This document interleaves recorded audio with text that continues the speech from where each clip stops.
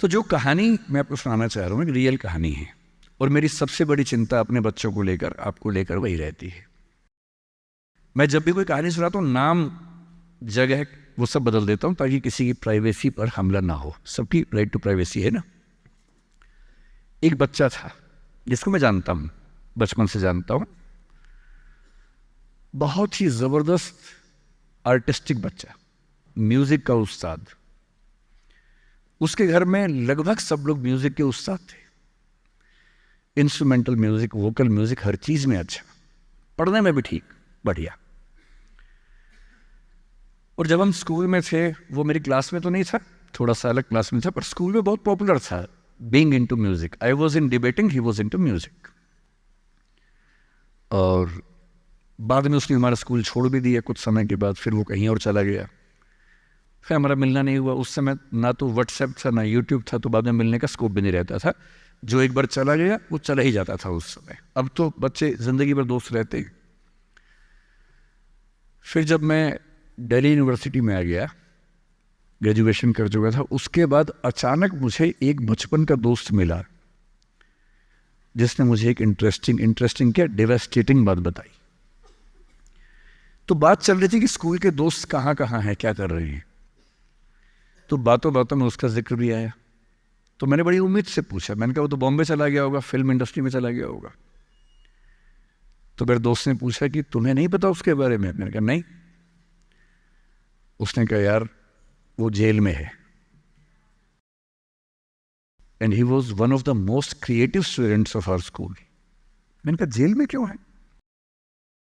बोले सच में नहीं पता। मैंने कहा सच में नहीं पता मुझे।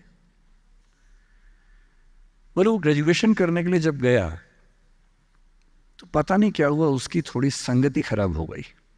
बैड कंपनी जिसको हम बोलते हैं, जो इस उम्र में अच्छी लगती है, वही वाली।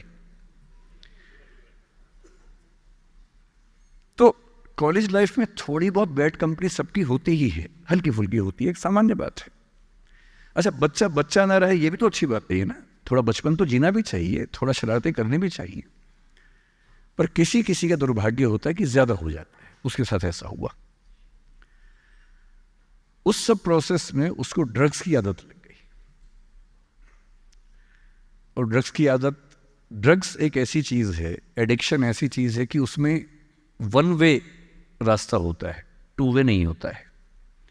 आप जा सकते हैं, वापस नहीं आ सकते। मतलब 1000 लोग जाएंगे तो उनमें से एक आध वापस आएगा, वो भी इतने मुश्किलों से जो ऑलमोस्ट इम्पॉसिबल है। I have seen many such cases. Social welfare department से मेरे कई दोस्त ऑफिसर्स हैं, तो मैं उनसे जब पूछता हूँ, बताते हैं मैंने ऐसे लोगों को देखा है 10-10 साल से स्ट्रगल कर रहे हैं एडिक्शन से बाहर आने की, नहीं आ पा रहे, खत्म हो गए हैं। उस बच्चे को ड्रग्स की आदत पड़ गई कॉलेज में जाके, पेरेंट्स को पता ही नहीं था। तो जब पेरेंट्स को भनक लगी तो उसको दबाव बनाया कि तुम घर आ जाओ। अब वो जिस कंपनी में था, दोस्तों वाली कंपनी में, वहाँ अब ड्रग्स तो बहुत महंगे होते थे, पैसे घर से बहुत कम आते थे, जितने पैसे एक मिडिल क्लास फैमिली दे सकती है। अब वो घर से ज़्यादा पैसे मांगने लगा, पैसे मिलते नहीं थे। उसको अपने ही घर के लोगों पर गुस्सा आने लगा। तो एक बार वो अपने घर आया हुआ था छुट्टियों में, और वहाँ भी वो कुछ कुछ करता रहता था। उसके पेरेंट्स ने उसको बहुत समझाया कि बेटा ऐसा मत करो। और एक दिन इस बात पे झगड़ा बढ़ गया। भाई आप पेरेंट्स की चिंता समझेंगे आज से 30 साल बाद, जब आपके बच्चे इस एज में होंगे ना, आपकी नानी मर जाएगी उस समय। नानी मरना एक मुहावरा है, इसका मतलब बहुत चिंता में रहेंगे उस समय आप। और उस दिन पता नहीं क्या हुआ, एक झगड़ा हुआ, क्योंकि जो एडिक्शन के शिकार हैं उनका दिमाग उनके कंट्रोल में नहीं होता है। यहाँ तक कि जो ड्रिंक करते हैं, ड्रिंक एक लेवल से ज़्यादा कर लें तो दिमाग कंट्रोल से बाहर निकलने लगता है। ड्रग्स में तो ये एलिमेंट बहुत ज़्यादा होता है। और आधी रात को उसने क्या किया, उसने अपने फैमिली के 5 लोगों का मर्डर कर दिया। मर्डर। उसने खाने में जहर मिलाया, लगभग सब लोग उससे मर गए। एक मेंबर नहीं मरा क्योंकि उसने खाना खाया नहीं उस दिन, तो उसको उसने अलग से मारा। और ये बात है जब उसकी उम्र लगभग 17-18 साल की थी या 19 के आसपास रहा होगा। उसके बाद वो जेल गया। मुझे उसके बाद से पता ही नहीं कि क्या हुआ, फांसी हुई या उम्र कैद हुई या क्या हुआ, ना तो मुझे पता है ना मैं इंटरेस्टेड हूँ जानने में। मैं उसका नाम हम सब जानता हूँ, एंड 1-2 क्लास स्कूल में ऐसी थी कि वो हम आसपास थे, जानते थे, पहचानते थे एक दूसरे को। मेरी सबसे बड़ी चिंता ये होती है बच्चों को लेकर कि किसी भी गलती से वो ड्रग्स में ना चले जाएं। आप सबसे रिक्वेस्ट कर रहा हूँ हाथ जोड़ के, कुछ भी कर लेना, ये मत करना। बदमाशी करो, शरारत करो, थोड़ा इश्क विश्क होगा करो, कोई दिक्कत नहीं। किसी को चीट मत करना, ड्रग्स में मत जाना, क्योंकि इन रास्तों पे जाने के बाद वापसी का रास्ता नहीं है, पूरी जिंदगी खत्म हो जाती है। एक शायर ने कहा है, बस एक कदम गलत उठाता राह शौक में, राह शौक का मतलब शौक के रास्ते पर चल पड़े थे, बस एक कदम गलत उठाता राह शौक में, मंजिल तमाम उम्र मुझे ढूंढती रही। मेरी मंजिल जिंदगी भर मुझे ढूंढती रही, कहाँ चला गया? सिर्फ एक गलती हुई थी और उस एक गलती ने कहीं का नहीं छोड़ा। आपको लग रहा होगा कि ये तो पापा जैसा है, प्रीच कर रहा है हमें, पापा डोंट प्रीच वाला भाव मन में आ रहा होगा अपनों के, पर मेरा काम ही है, मैं क्या करूं। मुझे जितनी चिंता अपने बच्चे की उतनी आपकी चिंता है, तो मैं तो बोलूँगा। आप मानेंगे नहीं मानेंगे आपकी मर्जी है, लेकिन ईश्वर ना करे कुछ गलती हुई तो बाद में आप इस बात को याद ज़रूर करेंगे कि किसी ने समझाया था हाथ जोड़कर, और हम उसके बाद भी नहीं समझे थे। कुछ भी करना, उस रास्ते पर मत जाना। और इस रास्ते पर लोग क्यों जाते हैं? इसकी जो साइकोलॉजी में सबसे बड़ा रीज़न है, उसको पीयर ग्रुप प्रेशर कहते हैं। पीयर ग्रुप का मतलब है आपके दोस्तों का ग्रुप, गैंग, जिसको गैंग कहते हैं। जो डेवलपमेंटल साइकोलॉजी है, जो साइकोलॉजी स्टडी करती है कि बच्चे जैसे जैसे बड़े होते हैं उनकी साइकोलॉजी कैसे चेंज होती है, इसको बोलते हैं डेवलपमेंटल साइकोलॉजी। उसमें माना गया है कि ये जो एज है, टीन एज, ये गैंग एज है। गैंग एज का मतलब 3-4 दोस्तों का ग्रुप होता है, वो गैंग की तरह से ऑपरेट करता है। एकदम सीक्रेट्स रहते हैं ग्रुप में, आपस में बातें करते हैं, जैसी कोई आसपास से निकलता चुप हो जाते हैं। उनको लगता है कि उनके पास कुछ सीक्रेट इन्फॉर्मेशन दुनिया की ऐसी है जो मोसाद और रॉ और इन्हीं सब के पास होती है, किसी के पास नहीं होती। जबकि वो जो बात कर रहे होते हैं उनके पेरेंट्स वो बात 30 साल पहले कर चुके हैं। वो ऐसी कोई बात नहीं कर रहे जो उनके पेरेंट्स को नहीं पता, वो सब बातें करके ही बड़े हुए हैं। पेरेंट्स भी तो बने ही है ना भाई, ऐसा थोड़ा ना, उन्होंने तो जिंदगी देखी है, पर उनको लगता है कि वो कुछ खास ऐसा जानते हैं। एक दूसरे पर ऐसा भरोसा, पेरेंट्स पर ऐसा अविश्वास, ऐसा उनको खारिज करने की टेंडेंसी, नॉर्मल बात है, कोई खास बात नहीं है, इस उम्र में सामान्य बात है। पर डेवलपमेंटल साइकोलॉजी जब हम पढ़ते हैं तो उसमें कहते हैं कि जो बच्चा होता है 1-2 साल तक का, उस पर सबसे ज़्यादा असर उसकी माँ का होता है, क्योंकि माँ उसके लिए पूरा संसार है। उस बच्चे की 2 ही ज़रूरतें हैं कि जब वो गीला हो तो वही पहुँच दे, जब भूख लगे कुछ खाना खिला दे। शुरू के 6 महीने इन दोनों ज़रूरतों को जनरली उसकी माँ ही पूरा करती है। तो उसको धीरे धीरे लगता है कि जो माँ है ना, यही मेरा सब कुछ है, और माँ की हर बात को फॉलो करता है वो। 6 महीने के बाद थोड़ा सा बाहर का खाना, घर के बाकी मेंबर्स का असर पड़ने लगता है। 2 साल के बाद जब बच्चा पहली बार स्कूल जाता है, 2 या 3 साल के बाद, तो आप देखेंगे प्राइमरी स्कूल में टीचर्स आमतौर पे महिलाएं होती हैं, विमेन होती हैं, मेल्स नहीं होते हैं। उसके 2 रीज़न है। एक तो मेल्स में इतनी पेशेंस होती नहीं आमतौर पे। अपना ही बच्चा हो तो 2 मिनट के लिए चिकोटी काटना, प्यार करना ठीक है, 2 मिनट के बाद नहीं झेल पाते वो। और बच्चा अगर रोने लगे, उनके चश्मा उतार के मारे, थप्पड़ मार दे, मूंछ खींच ले, इरिटेट हो जाते हैं। 5 मिनट के बाद तो बच्चा पिटता ही पिटता है अपने बाप के हाथों। इसलिए बच्चे भी बाप के पास कम जाना पसंद करते हैं, जाते हैं 1-2 मिनट के लिए फिर भाग आते हैं वहाँ से। इनको पता है कि ये जो ब्रेक इवन होने वाला टाइम आ गया है, अब इस टाइम पे निकल जाना चाहिए। मदर्स में बायोलॉजिकली भी और कल्चरली सोशली भी ये वैल्यू ज़्यादा डेवलप हो जाती है कि वो झेल लेती हैं उस बच्चे की परेशानियों को। बच्चे बहुत परेशान करते हैं। अगर आप मुझसे पूछें इस दुनिया में सबसे मुश्किल काम क्या है, सबसे मुश्किल है बच्चे को पालना। इससे मुश्किल कोई काम नहीं है। छठी का दूध याद दिला देते हैं बच्चे। बच्चे को पालने से मुश्किल दुनिया का कोई काम नहीं है, और वो काम जनरली हमारे घरों में मदर्स करती है, जिनका इतिहास में नाम नहीं लिखा जाता, जबकि सबसे महत्वपूर्ण काम घर के अंदर वो कर रही हैं। इस बात की बहुत वैल्यू है। कई जगह पेरेंट्स मतलब फादर्स भी कर रहे हैं कुछ हद तक, लेकिन जनरली दुनिया में ज़्यादा ये काम अभी तक महिलाओं के हाथ में जाता है। जब बच्चा स्कूल जाता है तो स्कूल जाने के बाद आप देखेंगे जो लेडी टीचर होती है, जिसको बच्चा प्यार से मैम कहता है, मैम, ऐसे बच्चे के लिए मैम दूसरा भगवान होता है मम्मी के बाद।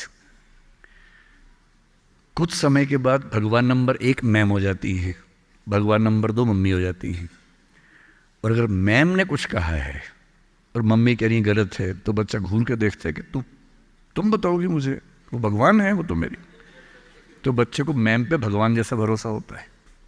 फिर जब वो बड़ा होने लगता है 10, 11, 12, 13 साल का, 13 की एज आते आते बच्चों में जो बायोलॉजिकल चेंजेस होने शुरू होते हैं, बड़े परेशान होते हैं, पशुपेश में होते हैं कि ये क्या हमारे साथ हो रहा है, हमारी ज़िंदगी चेंज हो रही है। अचानक उनको ऐसा लगने लगता है। उस उम्र के जो हार्मोन्स हैं वो उनको पेरेंट्स से दूर करते हैं, क्योंकि उनको जिस तरह की आज़ादी चाहिए, पेरेंट जानते हैं कि ये उम्र सही नहीं है, तो पेरेंट्स रोकते हैं, समझाते हैं, फ़ोन का यूज़ कम करो, इंटरनेट कम करो, तुम्हारा दोस्त ठीक नहीं है, तुम्हारी कंपनी ठीक नहीं है, अच्छे दोस्त रखो, ये करो, वो सब करते हैं। उनकी मजबूरी है, उनको पता है कि ये उम्र फिसलने वाली है। और बच्चों को लगता है कि मैं जहाँ जहाँ आज़ादी चाहता हूँ, यही 2 लोग मेरे दुश्मन हैं, पता नहीं ये डिज़र्व नहीं करते मुझे, they don't deserve a child like me. फिर वो पेरेंट्स से झूठ बोलना, छिपाना, हर बच्चा उस उम्र में झूठ बोलना शुरू कर देता है।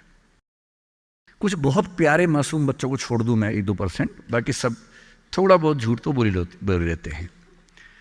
कुछ ज़्यादा शातिर हो जाते हैं, इतना खतरनाक झूठ बोलते हैं, लाई डिटेक्शन टेस्ट करवा लेंगे तो भी नहीं पकड़ में आएंगे, इतना अच्छा झूठ बोलने लग जाते हैं, क्योंकि उन्होंने सीख लिया दोस्तों से सब करके।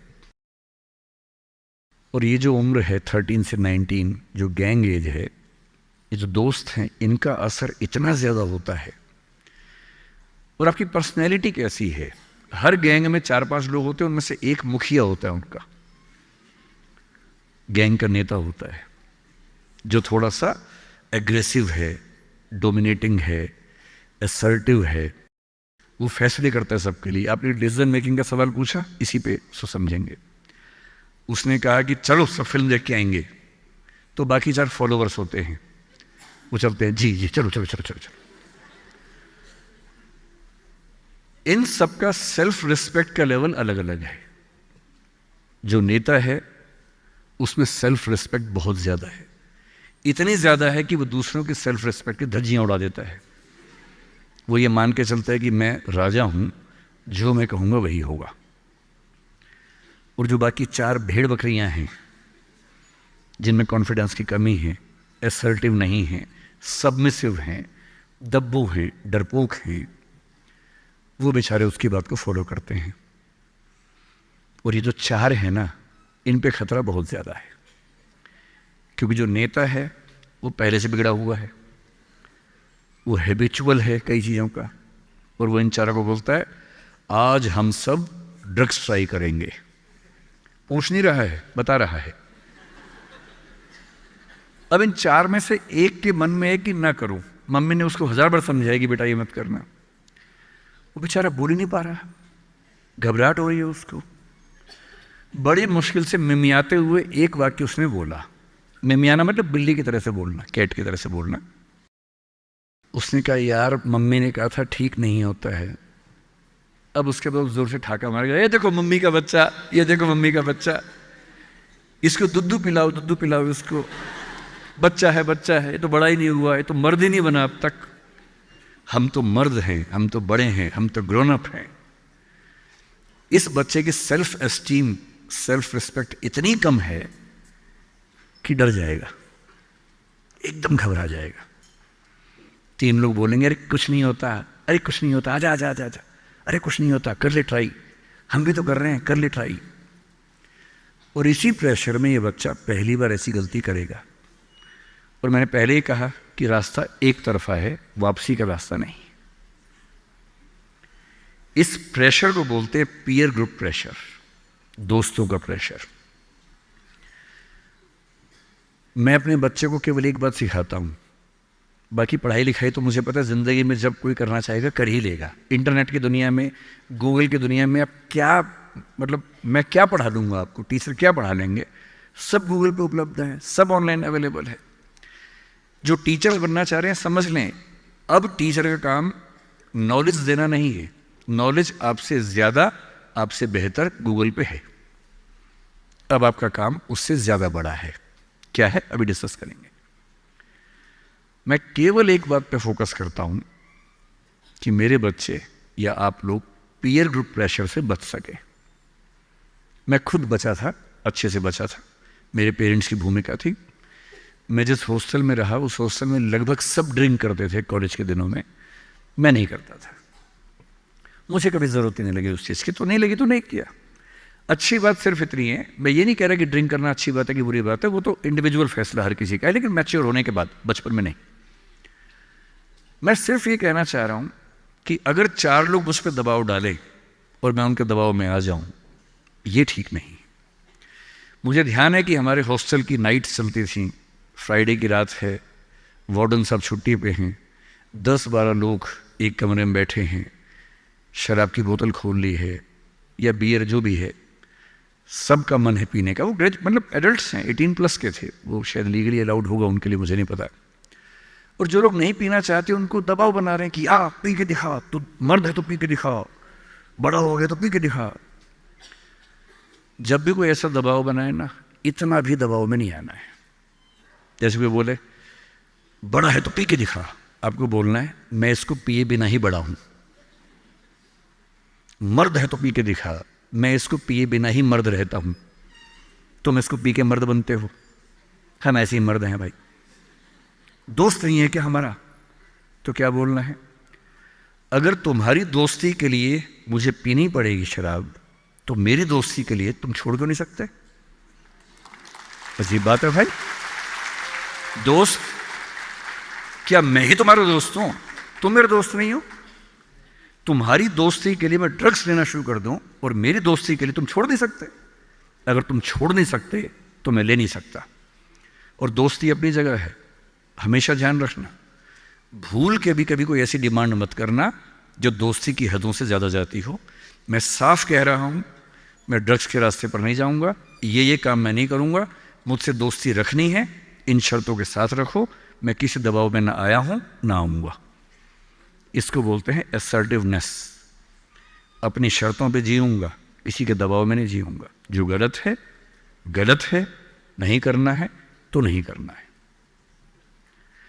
एक शायर ने बड़ी अच्छी बात कही इश्क के बारे में, लेकिन यहाँ अप्लाई होती है। उसने कहा, वो नहीं मेरा सही, उससे मोहब्बत है तो है। भाई किसी से मोहब्बत है, नहीं हो पाया मेरा, कोई बात नहीं। वो नहीं मेरा मगर उससे मोहब्बत है तो है।